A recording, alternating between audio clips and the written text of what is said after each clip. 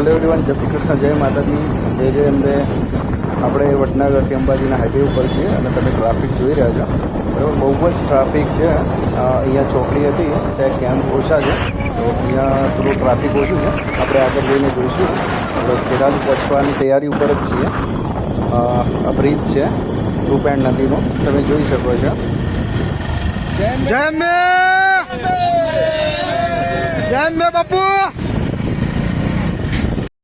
જે સેવાભાવી વ્યક્તિઓ છે એમને ઠેર ઠેર કેમ્પનું આયોજન કરેલું છે. આપણે ખેરાલુ નજીક જ છીએ અને આગળ બહુ જ કેમ્પ આવેલા છે. અહીંયા તમે સામે જોઈ શકો છો, ફ્રૂટ વેચી રહ્યા છે, સફરજન, કેળા અને બધું.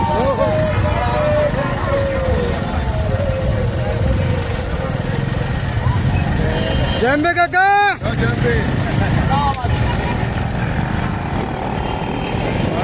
મારું બુદ્ધિ કેવા જોત છું લગભગ.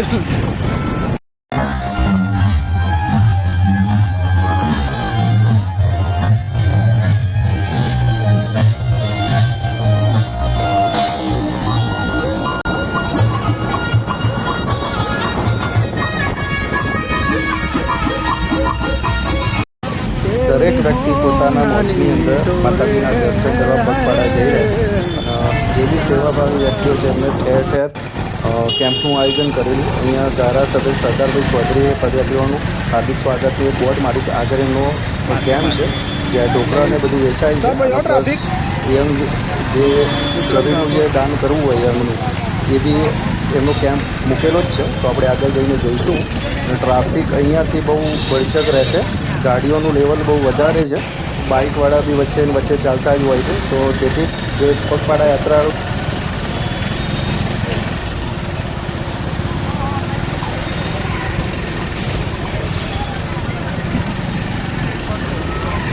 પબ્લિક કરતા ટ્રાફિક વધારે છે. બંકો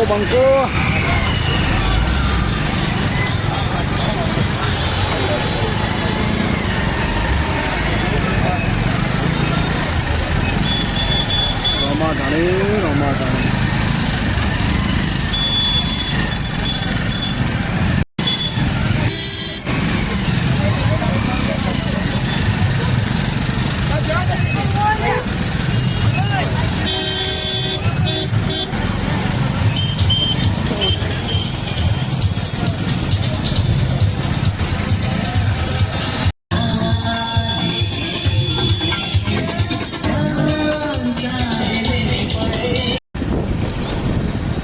અમે ખેરાલુ પહોંચી ગયા છીએ. અમદાવાદ ચોકડી સાઈડ જઈ રહ્યા છીએ. ખાલી ખેરાલુની અંદર જ 35 થી 40 કેમ્પનું આયોજન કરવામાં આવ્યું છે. ખરેખર આ ગર્વની વાત છે ખેરાલુ માટે કે આજુબાજુના જે મિત્ર મંડળ હોય, તો જે બી આજુબાજુના જે ખેરાલુ તાલુકાના જે કનેક્ટેડ વ્યક્તિઓ છે એનું આયોજન એકદમ ગુડ છે.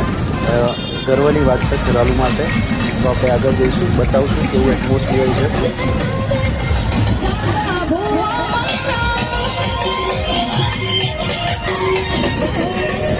ભૈયા જય અંબે.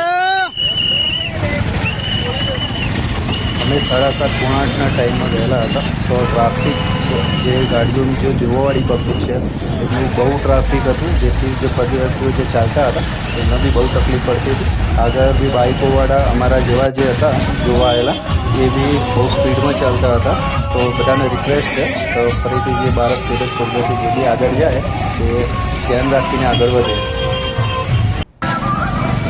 દરેક કેમ્પની અંદર યુનિક વસ્તુ આપવામાં આવતી હતી, જેમ કે નાસ્તા, ચા, પાણી. નાસ્તામાં બી ડિફરન્ટ આઇટમો હતી અને ચા નાસ્તો તો પર્ટિક્યુલર જગ્યાએ હતો જ.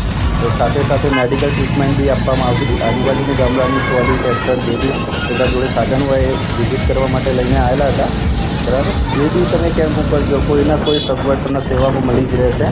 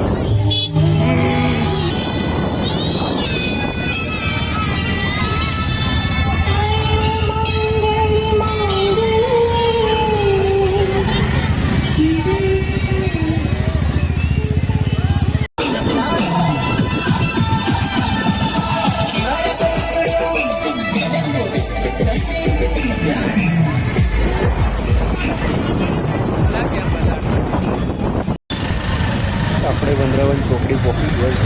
અહીંયાથી ત્યારે સાઈડથી ટ્રાફિક છે, કેમ કે જંબાલ જવાનો રોડ છે, એ મેન પોઈન્ટ છે. બરાબર, અહીંયાથી અહીંથી સપ્લાસમાં જઈ શકો છો. બીજું કે અહીંયા પોલીસની જે પોલીસ પ્રોટેક્શન એ બી બહુ હાઈ લેવલે હતું. અહીંયાથી જ પબ્લિકનું મારું વધી જાય છે ચાલવા માટે.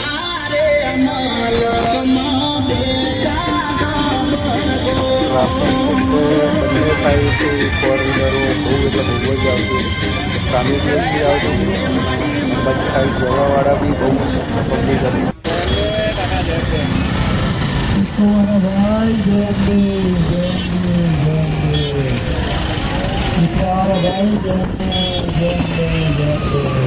ખતરનાક વાવાઝોડું ચાલુ થઈ ગયું છે ભાઈ ભાઈ. પવન જોરદાર ફૂંકાઈ રહ્યો છે અને હાથમાં જતું રહ્યો છે. ટ્રાફિક બી એટલું છે, નીકળવાનો કોઈ ચાન્સ નથી. એવું લાગી રહ્યું છે કે વરસાદનું આગમન થઈ ગયું છે. થોડી જ વારમાં વરસાદ ચાલુ થઈ જશે એવું લાગે છે.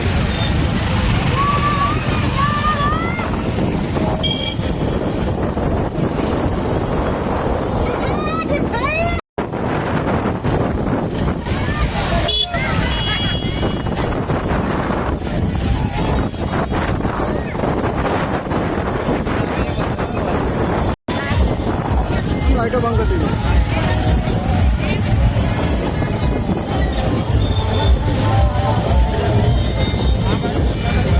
હા કાકા, પગપાળા જે લોકો ચાલી રહ્યા છે તમે જોઈ શકો છો.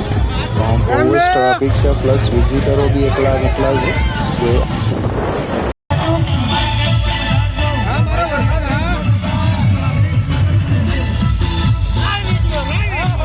જેમ જેમ આગળ વધીએ છીએ તેમ તેમ વરસાદ વધતો જ જાય છે. વધારે આવી જશે તો પગપાળા જે યાત્રાળુ ચાલુ છે એમને બી તકલીફ થશે. વરસાદ બહુ જ વધ્યો છે. આપણે આગળ જતા રહીશું સેફ જગ્યાએ.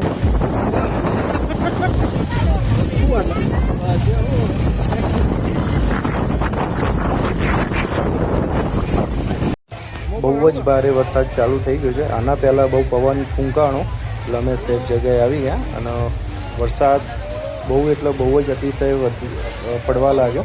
અને જે બી શ્રદ્ધાળુઓ ચાલતા હતા એ ટેન્ટની અંદર જે કેમ્પ ચાલે છે તેમાં એક સાઈડ જતા રહે.